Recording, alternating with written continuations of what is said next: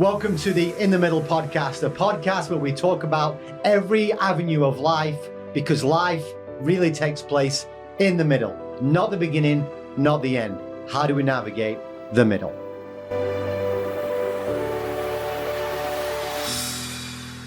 Welcome everybody to the next episode of In the Middle, and we are part 3.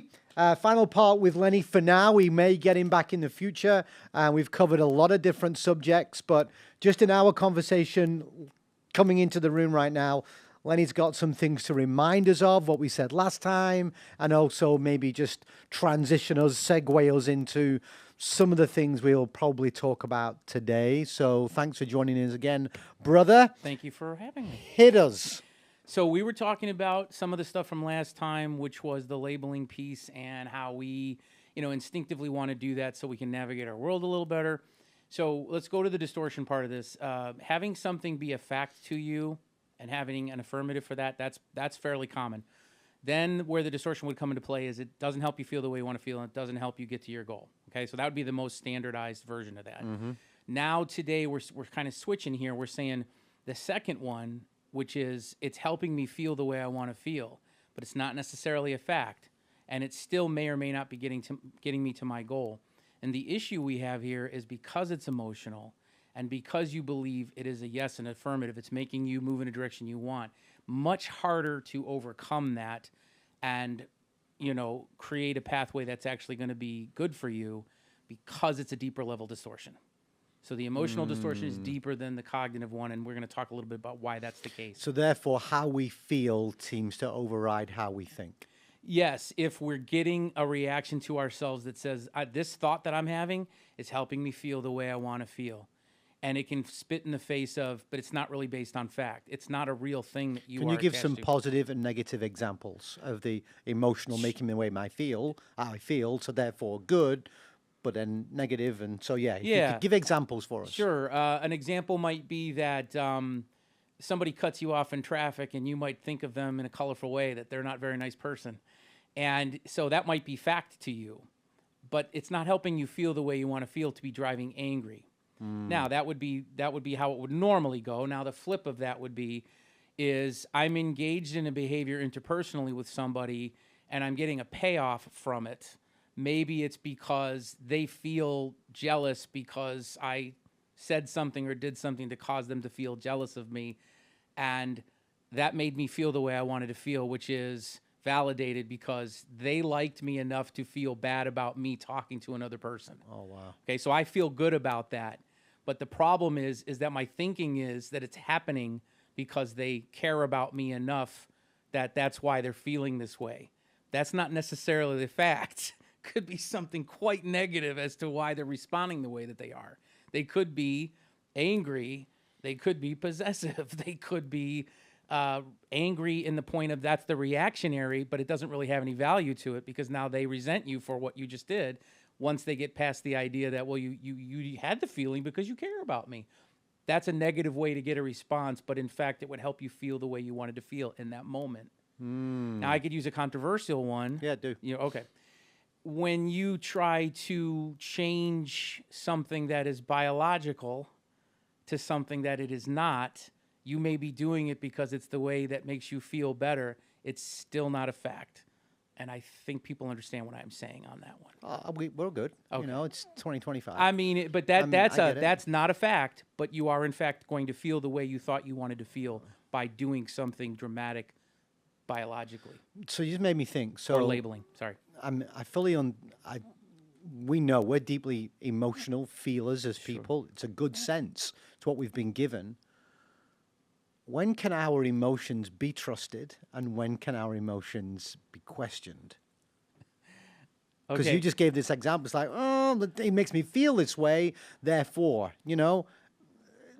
So it's my truth. It's my experience. Therefore, it's my experience. This is my experience. Therefore, it is true. So how do we navigate, because that relates to mental health, how do we navigate that tension of trusting how we feel as opposed to not?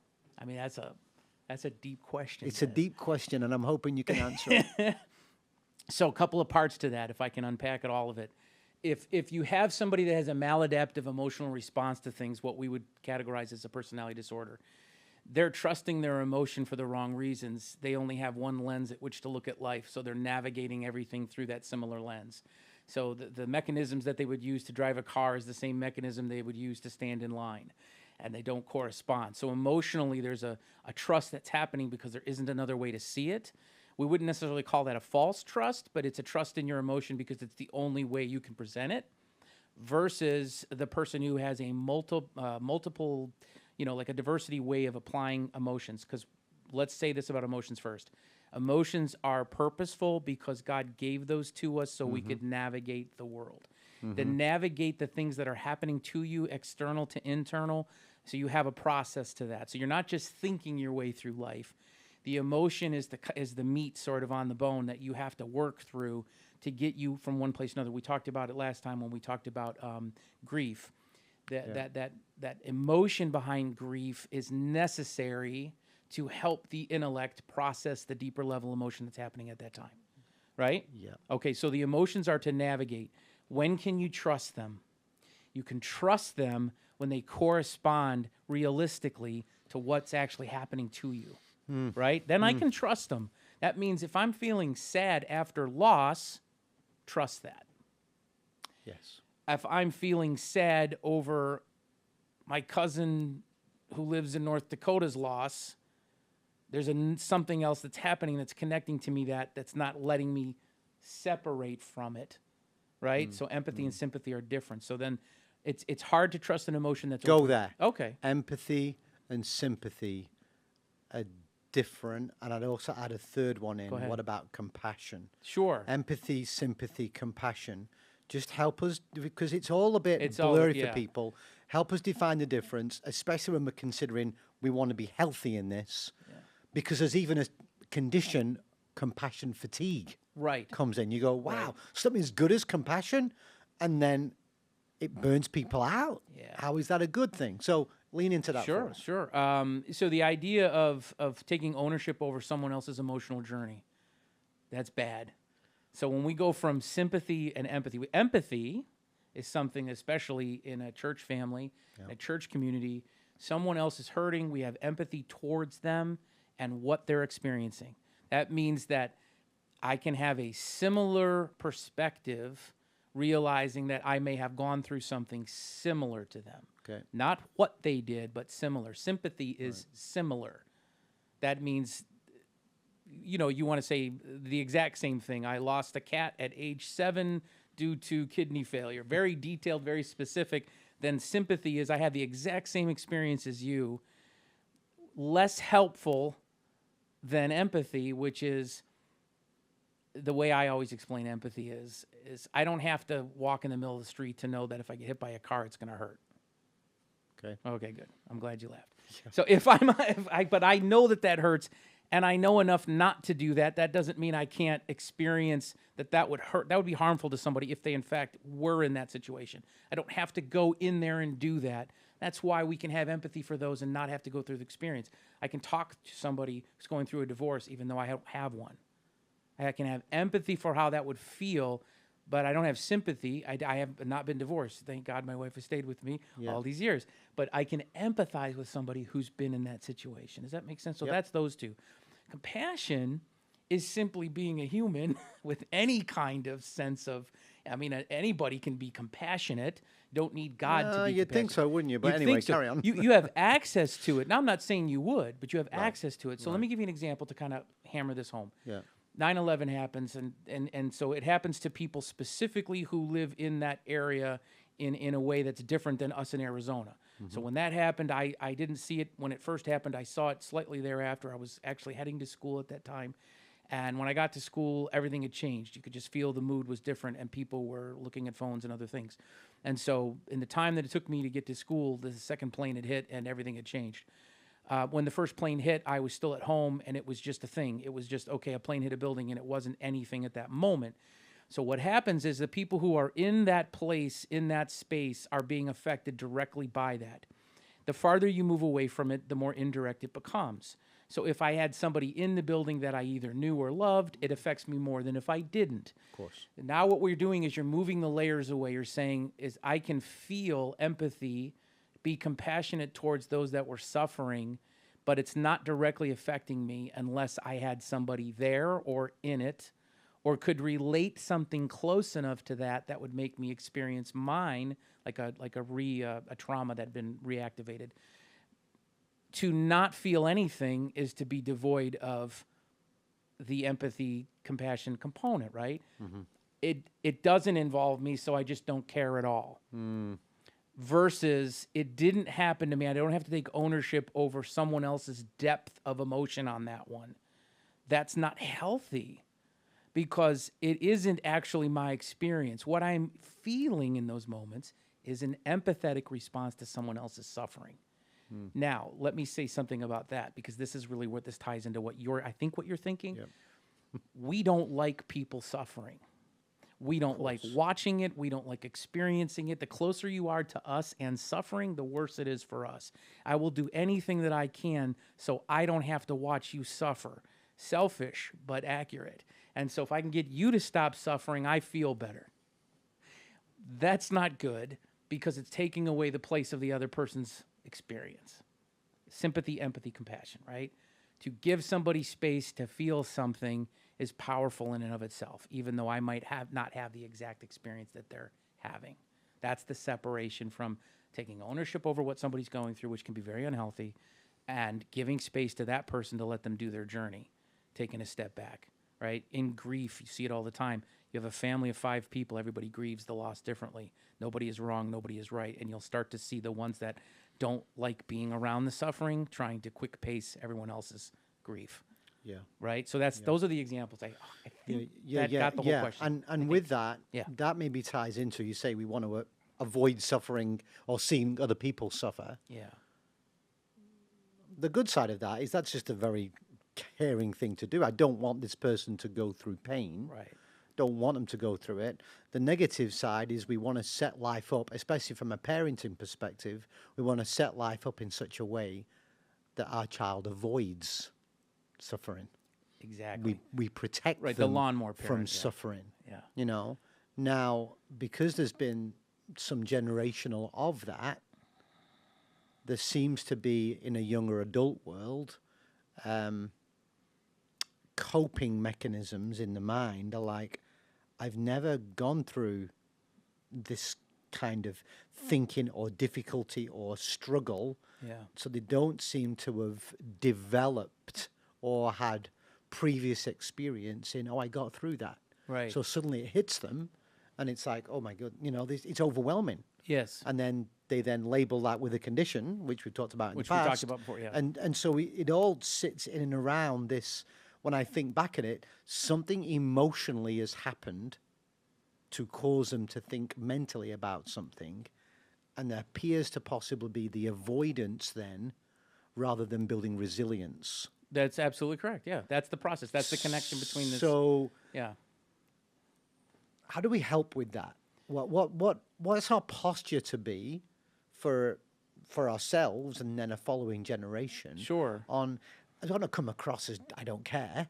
Oh, you're going through that. Yeah, it's good for you. There's got to be a better way than just saying that. A better way to say that it's good for you is to say these emotions that you're experiencing are going to come back again. They're going to come back because life's going to continue to happen this way. Why do you want to have this happen? Not for the pain part of it, not for the difficulty of what that generates, but to make the uncomfortable comfortable. The idea that you would be exposed to something that in the moment is hurting you, it builds your endurance. The whole idea, what you just said in your question to me, to build endurance and resiliency means it has to become difficult at some point. Right. You can't learn from just winning every time. You can't learn from that. And so it's not to be, the biggest thing you can say to somebody who's younger, maybe and struggling, don't run from this. This is temporary. What you've been promised, what your identity is, can supersede this, but you have to be able to have this piece of it, or what you say later on doesn't have the same, not even intensity, but it's like certain food needs salt, certain food needs pepper. And then sometimes you don't need either one. But the idea that you're adding flavor to how you express yourself helps everyone who then hears your message. It's coming from the lens of there's a little bit of rustiness on me. That doesn't mean that I've been hit by a car. It just means that I know what that experience is and I'm comfortable sharing it with you and letting you have space to go through it. The elimination of that causes this really Pollyanna look at life, and it shelters you from being able to actually interact with people. Thus, conflict happens. I don't know what to do with it. I have to be able to look at the normalcy. Again, I'm not trying to be rude to them or cold. No. But it has to be normalized.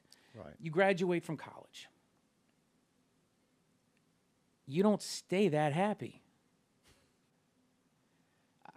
I don't even remember mine anymore. But it was really cool when it happened. Yeah, for that moment. I believe it. Every emotion has a half-life. So do the ones that we perceive as negative. And that's part of what we can do is express emotion more neutrally in that these are reactionary things.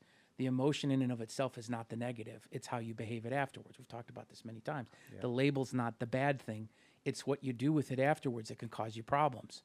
And so this idea that emotions need to be shortened or avoided, let's just stop that. You get stuck when you avoid the emotion because you don't move. You don't move. You don't have guilt. You keep doing the bad thing. You don't have grief. You don't learn how to recreate the memory of something, take it with you and move forward to share what that meant to you to the next person that needs it. You stay stuck in your loss of it. You never recreate what that looks like to help someone else go through it. Because you're not in a position to do that. And we talked about with grief, if you don't do it for one, you get another one. And you get another one. Yeah. Okay, so that's that connection to that. So this isn't a matter of saying, how do we help people go through it? You help them by saying, go through it. That's how you help them. You help them by normalizing and say, but let's not run from this. Right. Let's sit. It's good. Yeah, it's that's how good. you help them. It's good. Now, we mentioned this before, but I had a young man say something to me, which I think this will connect us to where the validation thing we want to talk about.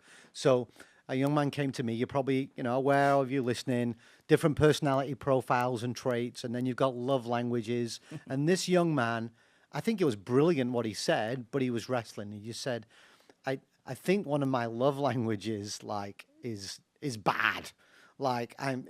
It's all going wrong. And I said, well, which one are you talking about? And he said, words of affirmation. I need words of affirmation. He said, I need it from my loved ones. And specifically, he was talking about a girlfriend. Sure. I need these words I need them. And if I don't get them, it affects me. But he said, that's kind of weird now because it almost feels like something's not right there. And so, we had a brief conversation, but that's when I asked you today.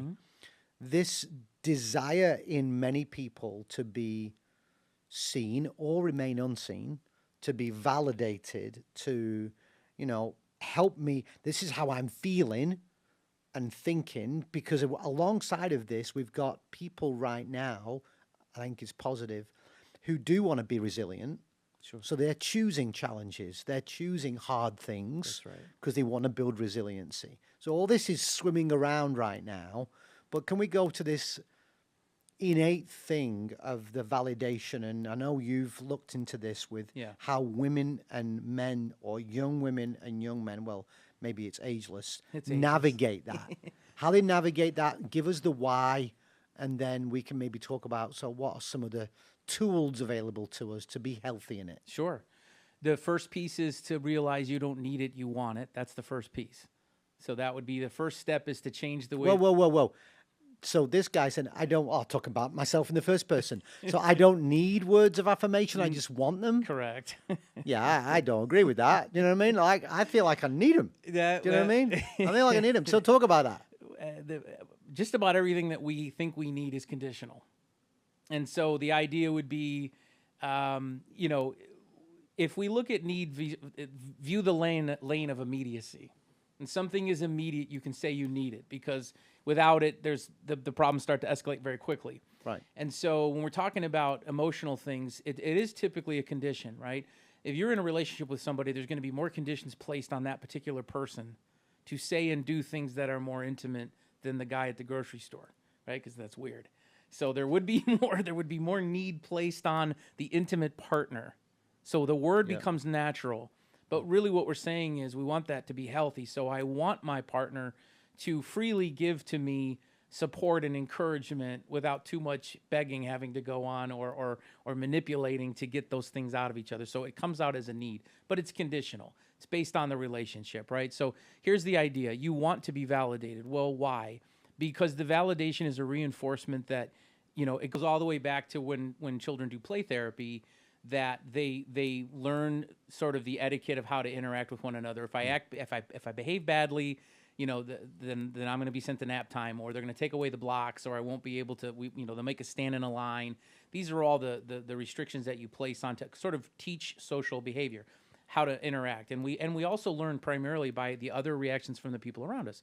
They don't like it. You see it. You feel bad about it. You change the behavior. That's how it usually works with most people. Yeah. As we get older, the same things are happening, but it becomes more intense, right? It becomes more intense because the type of role that we play and the way that we fit in to be empathetic to another person can become very intense. If I'm in a position where I think that I need to take action, I could overindulge in that action. And again, we're talking about how do I keep people from having a maladaptive response. If we're talking, we go back to your relationship option with the young man. To be validated is to reinforce a behavior that would be deemed appropriate. That's the good side. You want more of that. So the girlfriend would then, if he opens the car door for her, or he spends time doing a chore that she would have to do, he does it for without being asked. If she reinforces that, obviously that's going to make him think, okay, that's probably something I can do more of. The difference, and we talked about this before we started recording, the difference would be is that for most women, I don't want to exclude everyone out of this, but most, validation is actually part of the system of intimacy. And so the difference that we see is in order for someone to feel safe in that interpersonal, to have the healthy responses, right, to not be maladaptive, there has to be access to being heard and validated for most women in order for them to feel safe enough to trust that person. You said trusting emotions, this connects to that. I want to trust what this person I'm in this relationship with is offering me. I want to be able to trust it. That starts with trusting self. So we learn how to do that as young people because there's social norms and there's reactions from others. As we get older, that doesn't change. You just have higher consequence. Right? You might get arrested. You might have something. So the idea that I would want to be validated is universal. And the question becomes, when you said need, remember I said it's not a need, it's a want? Yeah. If I'm needing validation from everyone else, guess what's not happening? I'm not validating myself. That's a problem. That's a problem. Okay. That's why I tell myself I need to get that from others. Right. Because it's not happening for myself. My relationship with God is self-motivating if I access it. But we are designed as people to need others. Yes, that is be true. In community. That so it's which way round. Yeah, so I need to self-validate. Yeah. But when you're saying about young women, that the validation is actually the pathway to intimacy and connection. Yes. So therefore, the cry in her soul is, I need to know that I am loved. I need to know that I am beautiful. I need to know that I am lovable. I need to know that for me to be able to possibly accept myself, love myself. So there's it's a chicken and egg. Can I challenge that then? Yeah, absolutely, please. So here's the chicken and the egg story to that. If it's superficial, okay, it becomes transactional and not bonding.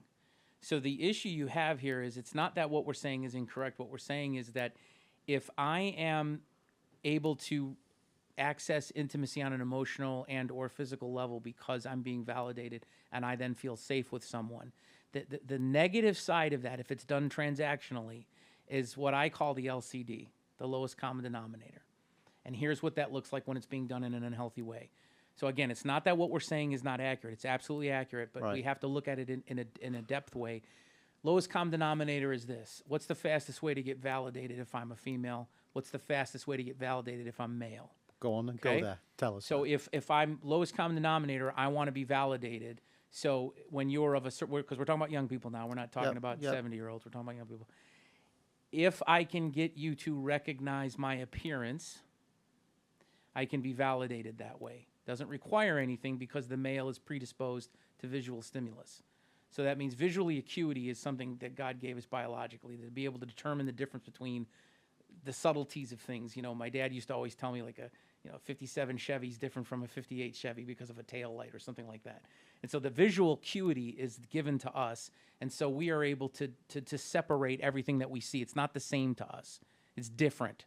And so when a visual stimulus is presented and we like it and it's appealing to us, we're going to validate it. It's the fastest way, as young people find out. Right. If I dress a certain way, you've noticed, I'm activated because I'm visually keen to that. I get validated. It's the lowest. So in other words, what happens is I don't have to go any further if I'm male. I'm already being complimentary to you, but it's on a very superficial level. It's transactional.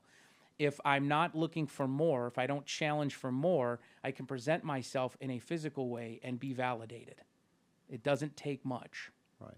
So now you say, well, okay, if that's the case, does that meet the need? Well, it does temporarily. If you think, if you're getting flooded with complimentary comments, but they're all superficial in nature, that can sustain you for a short period of time. Right. If you don't delve past that, then you don't create a deeper sense of knowing self and being able to share that with another human being. So this instantly, you're saying all of this, and here we are, and it's not just young people. It goes 20s, 30s, 40s, 50s, whatever.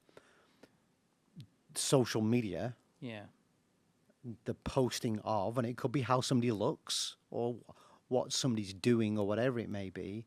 There's an instant feedback, and it's superficial, the comments, but what that does is it builds they would say, well, it builds my self-confidence. It means that, I must be okay, and therefore this helps me. Now, I can see how that gets warped, but that is a very prevalent use the word normal, common trait behavior in a lot of people, and it does give that instant feedback. They get that response, they get that validation, and if I get a validation 1,000 times, 10,000 times, 1,000,000 times, it's like, well, whoa, and therefore this is how I'm going to run my life. Right. And that's very, very real, and that is the example that is this is how I get to be seen, because for a lot of people, I want to be validated, I want to be seen, I want to be accepted, I want to be loved, I want to be, well, it doesn't translate to love, ironically, it translates to like. Ironically. And the other thing that you have to keep in mind is it's not sustainable, and therein lies the problem. You have to keep repeating and repeating and repeating and diving into the same well to get the same surface reaction from someone. Yep. There's no depth to it. There's no endurance to it. There's no way to recreate it beyond. You have to keep performing, for lack of a better word, okay? Right. That performance runs out. The energy well dies down inevitably for everyone. And so what happens then, you're left with the validation that you got wasn't really about you. It was about your performance. One of the conversations I've had with my wife many, many times is we'll watch a show or something, or we'll see somebody and she'll ask me, she wants my take on what she thinks is that a pretty person? Is that a pretty person? Just to get a take on it. And I've said one time, I said, well, that's a pretty mask. That's a pretty presentation. The person underneath doesn't look the same as, they're really good at doing makeup. That's really good makeup. That's not what they look like. The makeup is very pretty, aesthetically beautiful, the way they put the colors together. That's what I'm responding to. I'm not responding to the person. And so the reality then, and the reason I use this example, because this really speaks to it. If I'm with that person without the makeup, is the validation the same? Is it being given the same? Is it being received the same? Because now we're taking it to a deeper level. It's not transactional anymore. It's actually got some meaning behind it. To simply tell somebody that they're worthy without context and without some type of substance behind it.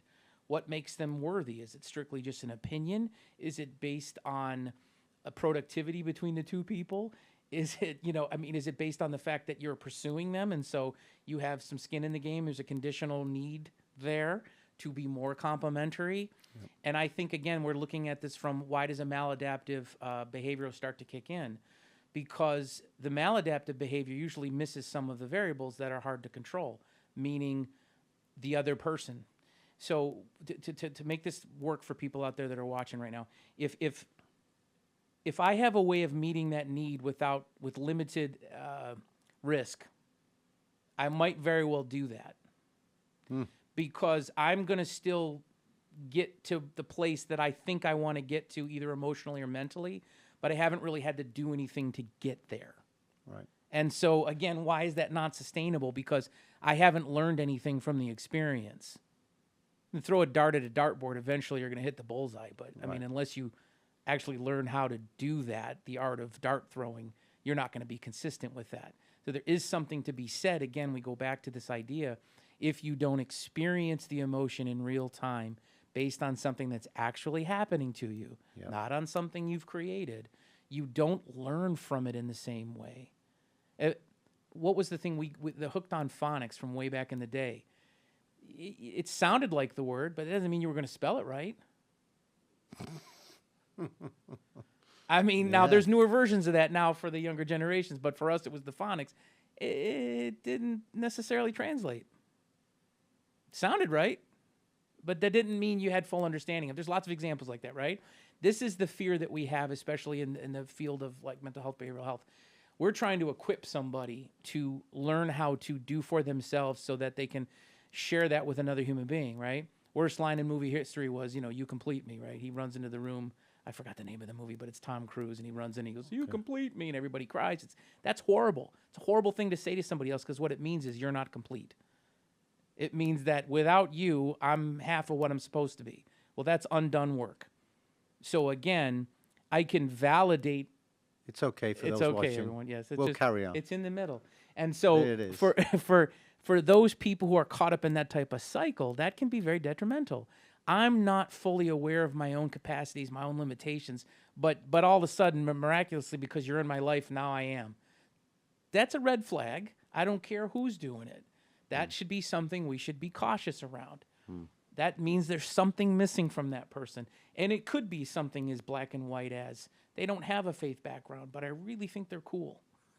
And so I'm willing to risk a little bit of my time with them, even though they don't believe what I believe. That's temporary. That's not sustainable. Right. But it can be temporarily worked through if there's positive things happening around it. Right. That's how I ended up being able to stay in my relationship. Right. She had faith. She was praying for me behind the scenes along with her mother and a bunch of other people. But I still had to do something different for myself and seek it out. That's a story for another day. But the idea that it's all or nothing, I don't like that. Black and white is the number one common mental mistake we can make. What I'm saying is there has to be movement. Okay. If I adapt appropriately, you'll see that flexibility of being able to adjust. Oh. Yeah, it's coming all the way down. That's actually better. That's there you better. go. Yeah, there you go. Now it's not annoying you that it had fallen down in the corner. I think that's all great. And It's so great. Yeah, so now maladaptive, let's go back to this stupid That's sign. way better. Let's go back to that. Maladaptive meaning I do a certain thing, I don't get from it what I need to be sustainable. It's a temporary fix. It doesn't help me grow. And addition, part two, it creates more work because it's going in the opposite direction. So that's a purer definition of that. So it's not only did I do it and it's temporary, but it took me in the wrong direction. Right. So we can kind of go anywhere from there. I mean, that's... Yeah. So kind of one of the last things we'll talk about right now is the whole purpose of even doing this conversation is to help. The whole purpose is to go, all right, we want to be healthy, in every way. Yeah. We want to grow. We want to change. Well, that's a problem. Some people don't want to change, but I think for most people, they're like, oh, I recognize this. I want to change. I want to be healthy. And we've mentioned before about the need for resiliency, the need for growth in that area. let's. I want you just to lean in to everybody listening and go, right. Are there some overarching fundamentals to being emotionally and mentally healthy? Healthier. Okay, go on. To think that you will go without strife is foolishness, and quite honestly, you're lying to yourself at that point. To be healthier, though, is absolutely obtainable.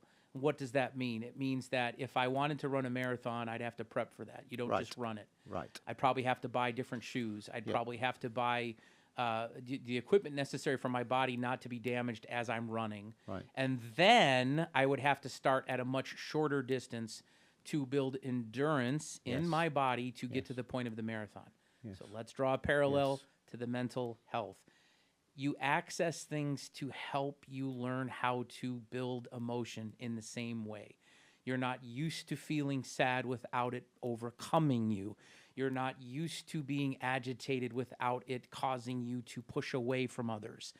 These are things then you go into understanding why the anger exists and learning how to manage it so that when it's needed and it's appropriate, I don't know, flipping a table in a tabernacle or something like that, versus using it as a way to hurt people, that I use my sadness to navigate grief or to navigate something that is harmful to me.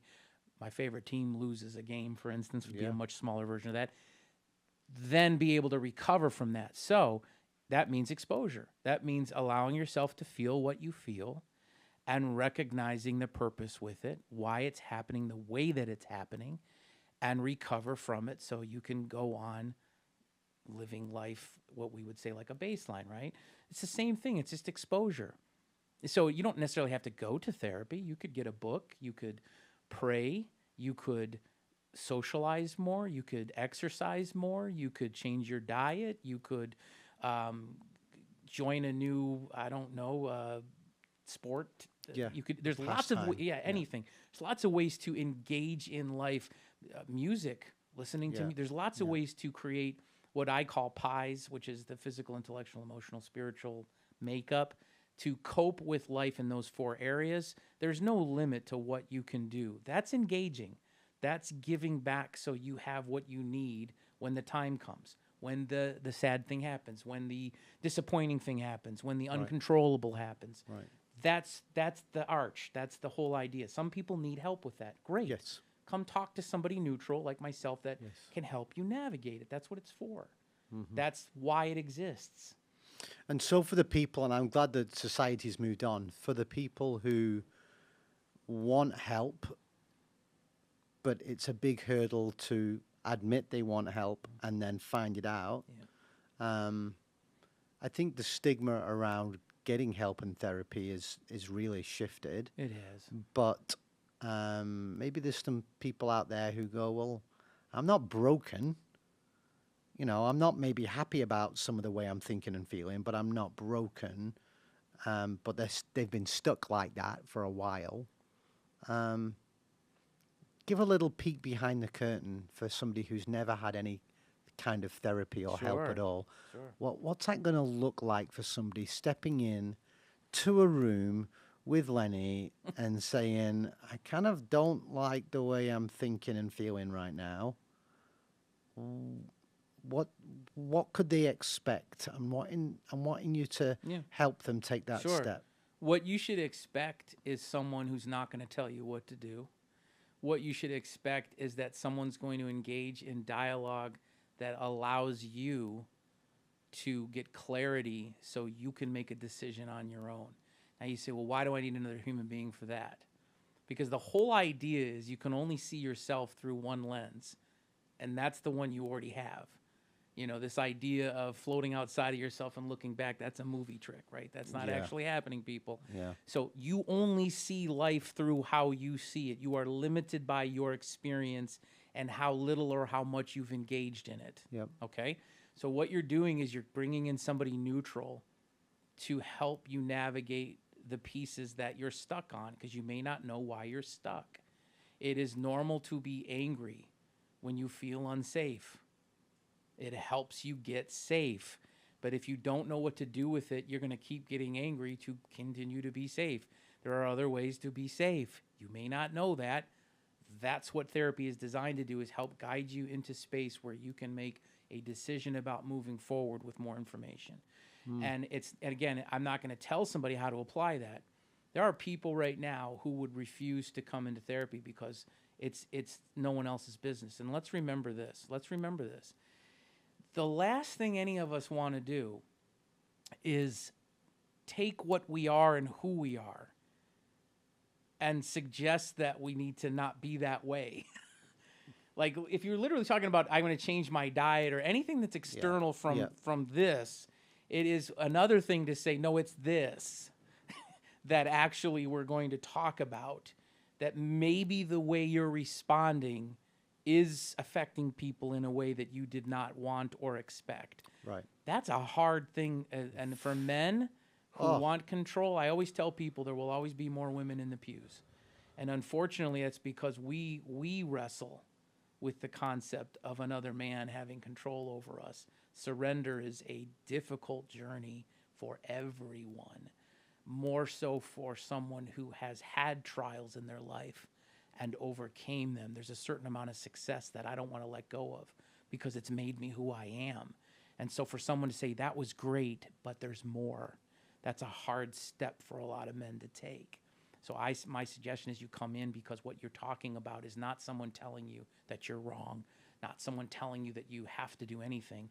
It's someone taking what you bring to the table and neutrally giving clarity to it so you can decide whether or not you're going to keep doing what you're doing or you want to modify. But I think that's the way that I would have people look at it. It's if you go in and they're giving advice, or you go in and they're nobody who does what I do should tell you specifically that you are wrong or right. It should be more about, is this benefiting you the way you thought it was going to when you did it? Or is it hurting you? And are you comfortable with that? And do you want to stay there? Like what you said with the stuck. Yep. Do you want to stay there? Is this what you want?